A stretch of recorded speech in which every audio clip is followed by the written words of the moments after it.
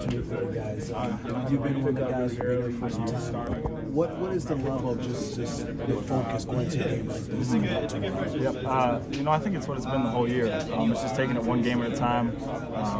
Obviously mentally preparing and physically preparing the right way, taking care of our bodies, and obviously, knowing the scouting report and who we're playing pretty well. It's going to be a packed house here coming up tomorrow. A lot of Purdue fans. How nice is that to have an opportunity to play in your own backyard, knowing what is on the line? It's a great opportunity. Anytime you get a chance to, play in front of 35,000 people, an hour away from Purdue, our fans travel extremely well, even when we're not playing in Indiana. So, the fact that we're close to home, it's a great feeling. It's an opportunity for us to get the crowd involved and get them on our side. You guys are not used to this, but you're in the underdog role here against Houston. Give me your thoughts on that. How much do you welcome that challenge being the underdog role in this matchup tomorrow? Yeah, I don't really think that we kind of focus on being the underdog. We really just focus on what we need to take care of, both offensively and defensively, the keys to help us win the game. So I'm not really sure it's an underdog feeling, but it's really just us making sure that we can just lock in and focus on what we need to do. What would be your message to the guys on the team? You've been here before. You know how close you are of getting to another Final Four. What do you share with the younger guys on this team? I would just say stay in the moment. Whatever we're doing, just be present. Just don't focus too far ahead. Take it play by play. If you mess up, turn the ball over. Mess up defensively, it's done and over with. So just be present at all times and kind of remember that goal that we have in front of us. When you look at Houston, what they've been able to do, what concerns you about Kelvin Sampson's team as you prepare facing them? I would just say they have a lot of strengths and not a lot of weaknesses. Defensively, they're extremely active, they're extremely athletic, they're physical, they got good guards that can stay into the ball, and obviously, they get a lot of tap outs on the offensive end. So obviously that's kind of something that we've struggled with this year is rebounding at certain times, and obviously it's kind of a main focus for us. So, I think that the ability for them to kind of get those tap backs is something that we've really been focusing on these past couple of days. 6 Sweet 16s the last 8 years for this team.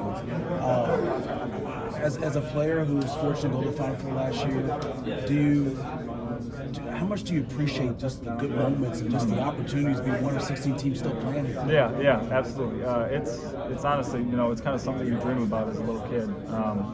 Obviously playing in March Madness is something that, I used to skip recess and go up to teachers' classrooms and eat my lunch in there so I could watch the games. So it's something that I've always loved ever since I was a little kid. And, some people might take it for granted. We've been here so many times, but it's kind of like I said, you just got to stay present, stay in the moment, and, kind of be where your feet are. Cam, what about the run from last year starts to make this weekend feel a little bit familiar? Lessons learned and such. Yeah, I would really just say, it's just kind of, I guess, not really how we got there, but similarly, last year we were a 1 seed. Obviously, not a 1 seed this year, but we started off beating higher seeds again this year, and I'd say a lot of it's kind of different in terms of the team that we have. It's hard to go into a similar run with extremely different personnel. Obviously, we had the 2-time National Player of the Year last year.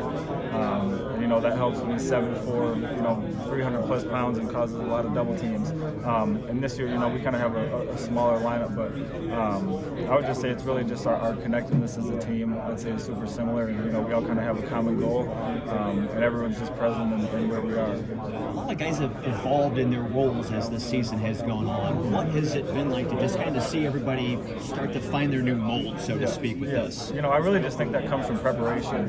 It comes from everybody being ready, and everybody wants to win at the end of the day. So everyone kind of has to realize that, I need to excel in what the coaches ask me to do and play my best and try my hardest to do what they ask.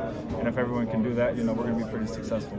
Caleb made a good comment. He's like, at this point, you are who you are. Who are you guys at this point? Yeah, I would just say that we're a team that, I think that we've kind of established ourselves as one of the best offenses in the country. Obviously we have weaknesses like every team, but, we just kind of focus on how good we are. We kind of focus on how good we need to be and what we can do.